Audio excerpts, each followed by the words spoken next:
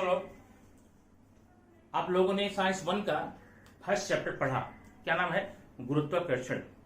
उसमें सारी बातें डिटेल में बताई गई।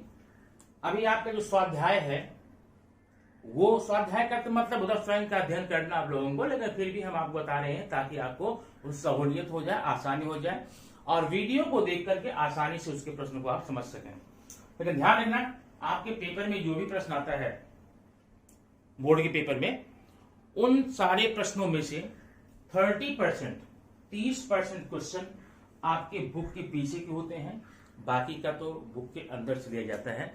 इसलिए टेक्स्ट बुक को अच्छे से समझना, जो वीडियो दे गया है उसको तो बार बार देखना, बार बार देख करके कंफर्म कर सकते हो कि आपको क्या वहां पर करना है। ठीक है, आइए देखते हैं बिना समय गवाए, ताकि ये स्वाध्याय आपका जल्दी से समाप्त हो जाए, छोटे वीडियो में आ जाए। क्वेश्चन नंबर 1 है, यहां पर आप अपनी बुक में, टेक्स्ट बुक में जाकर देख सकते हैं। क्वेश्चन नंबर 1 में आपको जोड़ियां बनानी है। जोड़ियों में प्रायः क्या होता है, 2 कॉलम्स होते हैं, 2 पेयर होते हैं, लेकिन यहाँ पर 3 है, 1 2 3। तीनों को मिलाना है और तीनों को मिलाने के आंसर बताने के पहले मैं ये आप बता दूं, आंसर अगर आप कहीं मिल जाए तो ऐसे लाइन खींच करके यहाँ ऐसे मत मिलाना, फिर से ये पूरा नया कॉलम बनाना, पूरा साफ साफ। अब ये फर्स्ट कॉलम का है, ये आप लिख लेना। चलो देखते हैं, ये द्रव्यमान है, आपने पहले लिख लिया द्रव्यमान, ठीक है। आप ऐसे बनाना, कॉलम बनाना। दूसरे में अब बताइए द्रव्यमान क्या है, किसी पिंड में समाहित द्रव्य की मात्रा को द्रव्यमान कहते हैं। उसमें दूसरा वाला कौन से लिखे, ये इकाई है सर, मीटर पर सेकंड स्क्वायर। क्या द्रव्यमान की इकाई मीटर पर सेकंड स्क्वायर होती है? नहीं होती है। तो त्वरण की है, किग्रा, किलोग्राम होती है, हाँ होती है। तो इसके सामने सेकंड वाले कॉलम में आपको यहां पर केजी लिखना है, ठीक है। उसके बाद तीसरे में आ जाओ, केंद्र के पास शून्य होता द्रव्यमान। नहीं, द्रव्यमान तो पूरे यूनिवर्स में समान होता, कहीं ले जाओ, वो घटता बढ़ता नहीं। जड़त्व का माप, द्रव्यमान से जड़त्व का माप होता है, ठीक है। द्रव्यमान से जड़त्व का, अब जड़त्व क्या होता, 9 भाग पढ़े थे, जड़त्व क्या होता था आपको मैं बता रहा हूं। दूसरे कॉलम में अगर आप देखना चाहेंगे, दूसरे में लिखा गया है वेट, भार। अब भार क्या होता है, भार की परिभाषा पहले कंफर्म करो।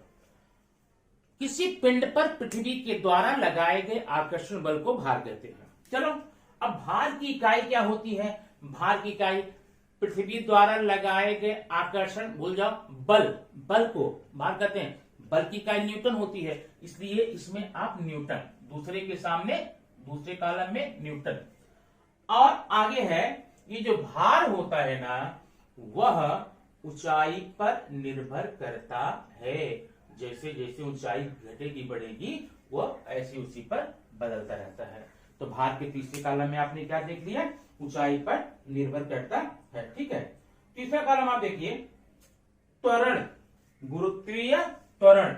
अब पहले गुरुत्वीय त्वरण की मैं परिभाषा बताऊंगा, क्योंकि फिर मिलेगा, ध्यान देना, एक प्रश्न पढ़ने में ढेर सारी चीजें आपकी कंफर्म होगी। इस प्रकार से गुरुत्वीय त्वरण किसे कहते हैं, किसी भी पिंड पर गुरुत्वाकर्षण बल के कारण उत्पन्न होने वाले त्वरण को गुरुत्वीय त्वरण कहते हैं, ठीक है। और गुरुत्वीय त्वरण की इकाई क्या होती है, मीटर प्रति सेकंड स्क्वायर। ये देखिए, इसका यहां होगा। अब इधर क्या हो जाएगा, गुरुत्वीय जो त्वरण होता है ना, वह केंद्र के पास शून्य होता है, बताया था। जब अभी ये पृथ्वी आपकी है, ये केंद्र है।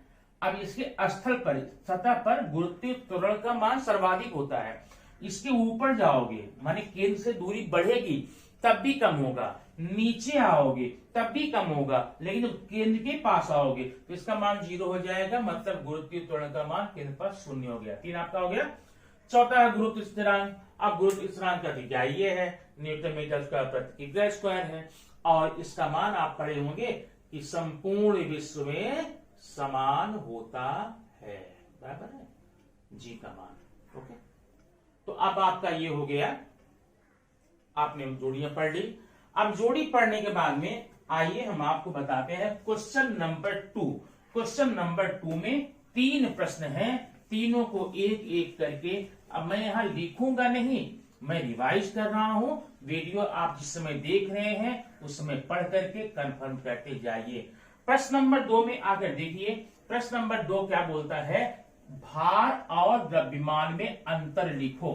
पहला प्रश्न है भार और द्रव्यमान में अंतर, आगे बाद में देखेंगे। तो आप क्या करना है, यहाँ पे 2 कॉलम बनाना है, यहाँ पर जैसे 2 कॉलम, एक में लिखना भार और एक में लिखना द्रव्यमान।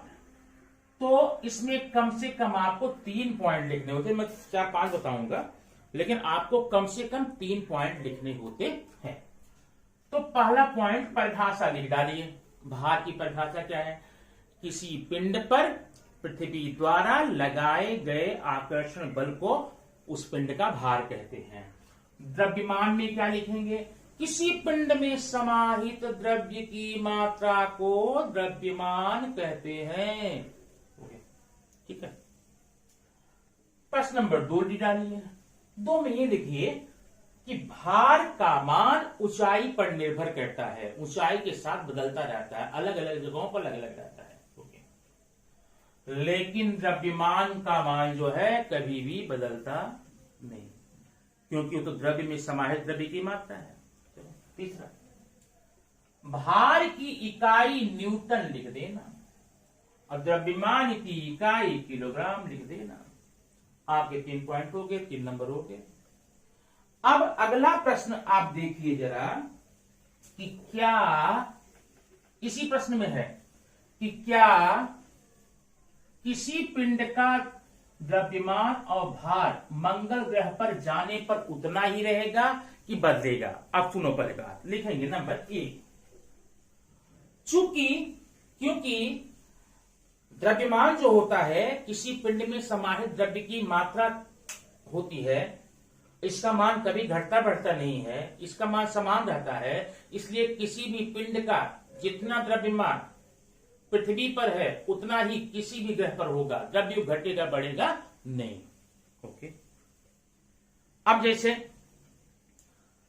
हमारे शरीर में आंख है, नाक है, कान है, तो हड्डियां हैं, हार्ट है, सब है, ये द्रव्य है, ठीक है ना। अब आप चाहे धरती पर, चाहे चंद्रमा, चाहे अंतरिक्ष में कहीं भी जाओ, उसमें कोई घटेगा क्या, नहीं घटेगा। इसलिए क्या लिखेंगे, द्रव्यमान के बारे में क्या लिखेंगे, किसी पिंड में समाहित द्रव्य की मात्रा को द्रव्यमान कहते हैं और इस पर कोई असर नहीं पड़ता, चाहे वह पिंड पृथ्वी पर हो चाहे मंगल पर हो, ठीक है, अपरिवर्तित रहेगा। दूसरा, भार।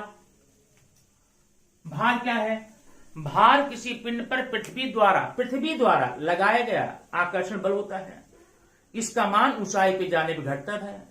इसलिए पृथ्वी किसी पिंड का जितना भार पृथ्वी पर है उतना मंगल ग्रह पर नहीं रहेगा, ये परिवर्तित हो जाएगा। कितना होगा वो बात की बात है, हम देखेंगे, ठीक है। चले, हमारे ये प्रश्न नंबर 2 का पहला हो गया, आप कंफर्म कर लेना और कैसे लिखना है वो देख लेना। चलो प्रश्न नंबर 2। अब प्रश्न नंबर 2 में कई प्रश्न हैं।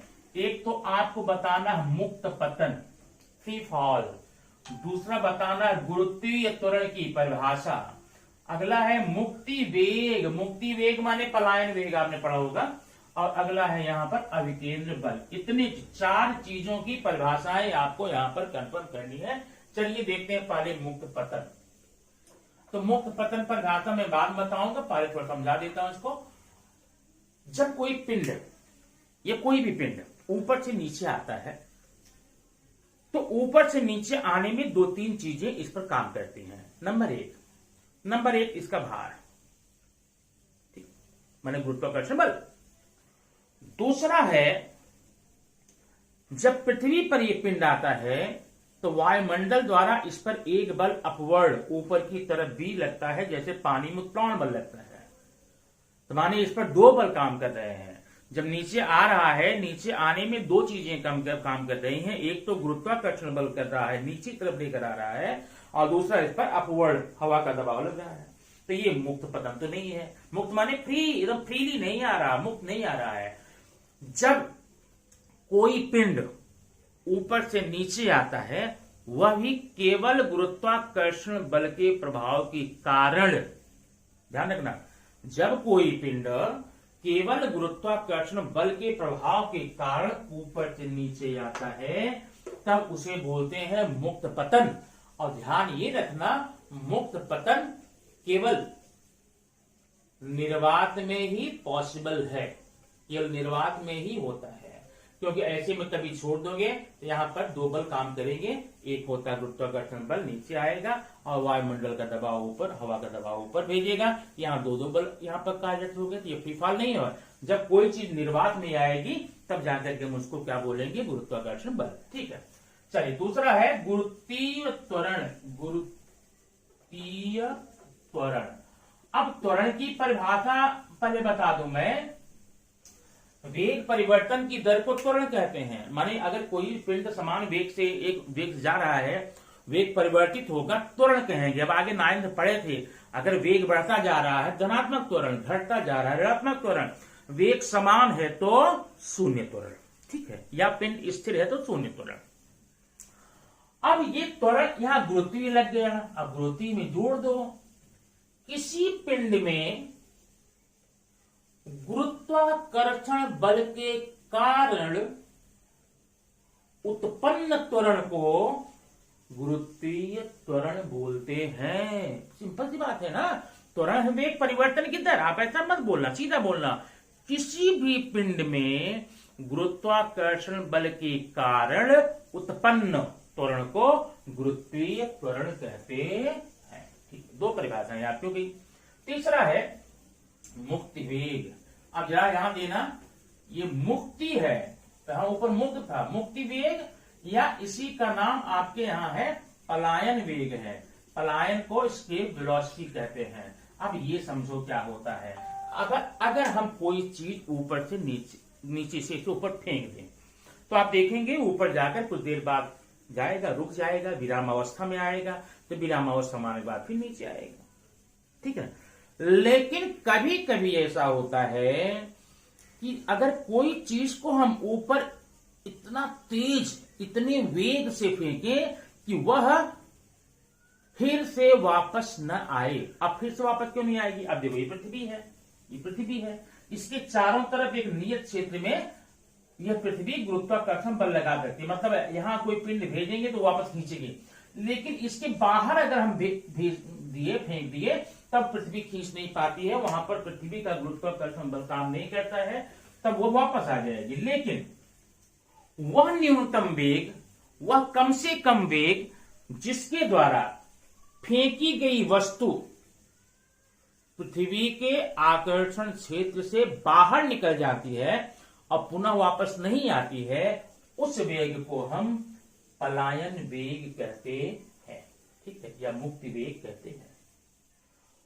फिर सुन लो, वह न्यूनतम वेग जिसके द्वारा ऊपर फेंकी गई वस्तु पुनः दोबारा धरती पर नहीं आती या पृथ्वी के आकर्षण से मुक्त हो जाती है, उसे हम पलायन वेग कहते हैं। जैसे रॉकेट वगैरह भेजा जाता है ना, जिसे सैटेलाइट भेजे जाते हैं रॉकेट के द्वारा, वो पलायन वेग के द्वारा ही जाते हैं। अब अगला है अभिकेंद्र बल। अभिकेंद्र बल तो आप जानते ही हैं, अभिकेंद्र बल किसे कहते हैं? वृत्ताकार मार्ग पर गति करते हुए किसी पिंड पर, सुनो, वृत्ताकार मार्ग पर गतिमान किसी भी पिंड पर केंद्र की तरफ से लगने वाले बल को अभिकेंद्र बल या केंद्राभिमुख बल कहते हैं। तो आपकी ये होगी 3 परिभाषाएं। अब 3 परिभाषा के बाद में आइए हम आकर ले चलते हैं क्वेश्चन नंबर 2 का 3rd पार्ट। इसमें क्या है, पहले तो आपको लिखना है केपलर का नियम। केपलर का नियम, तो केपलर ने 3 नियम बनाए थे और आपको मैंने बताया भी था कि केपलर का नियम न्यूटन से पहले का बना था, लेकिन इसका ज्यादा उपयोग, ज्यादा मान्यता इसलिए नहीं मिली थी क्योंकि केपलर अपने नियम बना जो रहा है ना, उसको एक्सप्लेन नहीं कर पाया और न किसी समझ में आया कि ऐसा होता क्यों है, मान रीजन उसका नहीं निकल पाया। लेकिन आगे जाकर के जब न्यूटन ने अपना नियम प्रतिपादित किया तो उसके बाद में न्यूटन का नियम और इनका नियम आपस में जुड़ करके एक बहुत ही सार्थकता की तरफ गया। लेकिन अब केपलर के 3 नियम कौन कौन से हैं? पहला नियम देख लो, आप जानते हैं पहला नियम, पक्का जानते हैं, ग्रहों की कक्षाएं दीर्घ वृत्ताकार होती हैं। ऐसे ग्रहों की कक्षाएं दीर्घ वृत्ताकार होती हैं और सूर्य इसके किसी फोकस पर स्थित होता है। ठीक है। नंबर 2, अभी ये सूर्य है और ये कोई पिंड है, प्लेनेट है ए पर, ये रेखा इसको मिला रही है, ठीक ना। कुछ समय पश्चात अगर पिंड पहुंच गया बी पर, यहां देखो, अब कुछ समय पश्चात पिंड चला गया सी पर, अब फिर डी पर गया, ये देखो, फिर डी पर गया, ई पर गया, ये देखो, 3 भाग मैंने यहां पर कर दिया है, A B C D E F. समझो, ये सूर्य को ग्रहों से मिलाने वाली रेखा समान समयावधि में समान क्षेत्रफल व्याप्त करती है। मान लो 5 सेकंड ये है, 5 सेकंड ये है, 5 ये है, तो जितना सब में 5-5 समान समय है ना, तो जितना क्षेत्रफल ये होगा उतना ही ये होगा, उतना ही ये होगा। सूर्य से ग्रहों को मिलाने वाली रेखा समान समयावधि में समान क्षेत्रफल को व्याप्त करती है। नंबर 3 में क्या है? नंबर 3 में बोलता है इसमें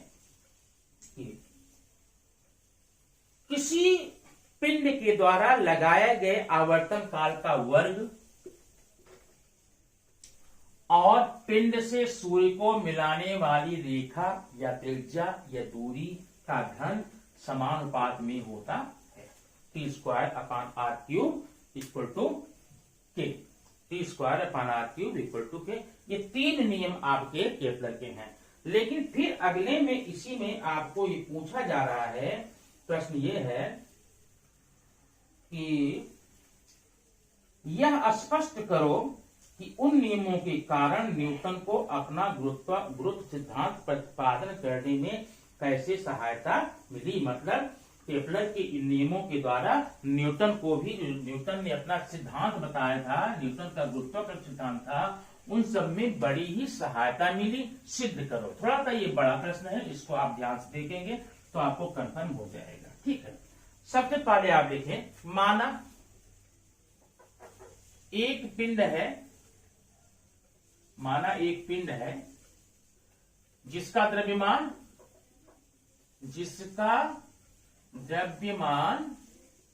m है। ठीक है, सूर्य से दूरी या केंद्र से दूरी बराबर r है और वेग उसका जो है v है। यानी एक पिंड है, एक ग्रह है जो किसी केंद्र के चारों तरफ भ्रमण कर रहा है, उसका द्रव्यमान m है और उससे केंद्र की दूरी r है या त्रिज्या r है और उस ग्रह का द्रव्यमान जो है, वेग जो है v है। तो सबसे पहले आप जानते हैं जो केंद्राभिमुख बल होता है वो बराबर होता है, याद है? केंद्राभिमुख बल की परिभाषा बताई थी कि वृत्ताकार गति करते हुए किसी पिंड पर केंद्र की तरफ से लगने वाले बल को केंद्राभिमुख बल कहते हैं। बराबर है। अब ये बल बराबर होता, जानते कितना? F बराबर होता है mv²/r।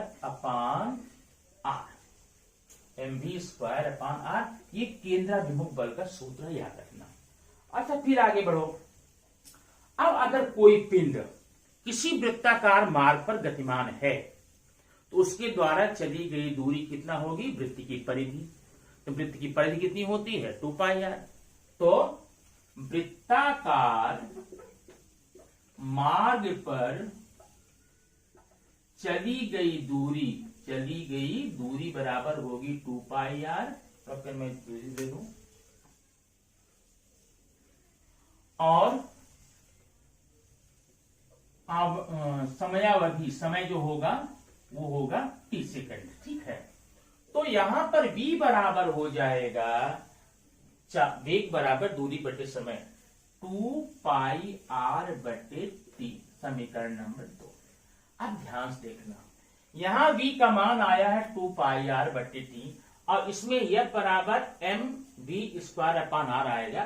तो समीकरण 2 का मान 1 में रख दो, 2 और 1 से। अब f बराबर हो जाएगा v का मान ये रखो 2πr/t का वर्ग बटे टी, तो बटे बराबर v का मान रखना 2 पाई आर बटे टी, और बटे इसका हुआ आर, देखो हो गया।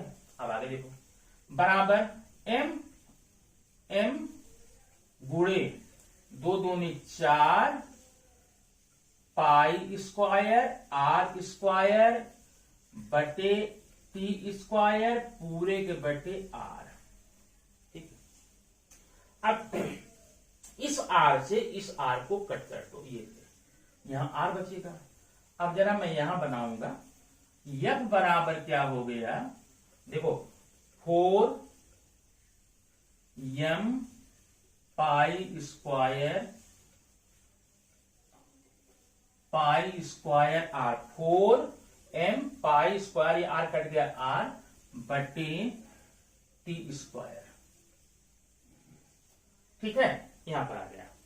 अब दोनों पक्षों में आर स्क्वायर का गुणा करने पर, या आर बटे आर का, आर स्क्वायर बटे आर का गुणा कर दो। यहां पर देखो आर स्क्वायर बटे आर स्क्वायर। अब ये हो गया 4m pi square R cube बटे टी स्क्वायर आर स्क्वायर, हुआ ना। अब एक काम करो, ये बराबर हो जाएगा, इसमें आर स्क्वायर आर क्यूब और टी स्क्वायर उधर ले लीजिए, 4m पाई स्क्वायर बटे आर स्क्वायर बराबर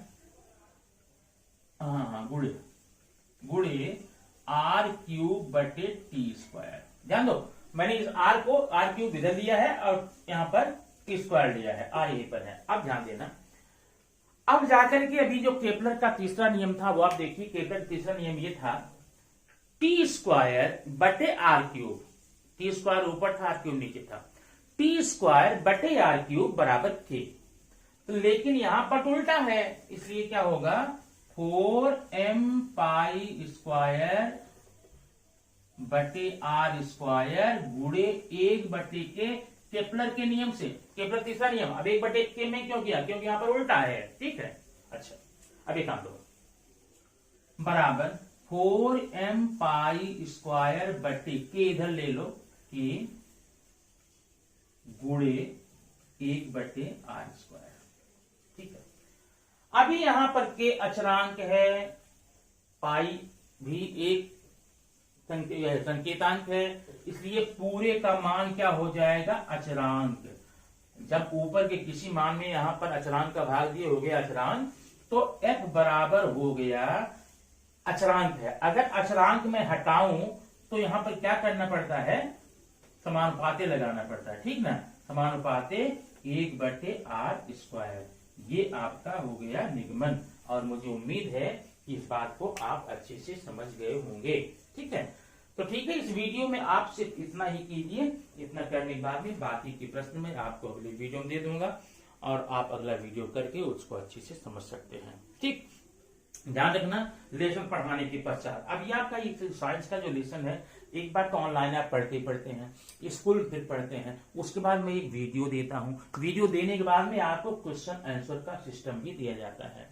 इतनी बार अगर आप कर लेंगे, साइंस आपको बहुत ही बढ़िया नंबर देने वाला है, और उस नंबर से आप अच्छे नंबर प्राप्त करके अच्छे रैंक प्राप्त कर सकते एग्जाम में। लेकिन आपको इस बात को ध्यान देना पड़ेगा। Okay, thank you, next video में मिलेंगे।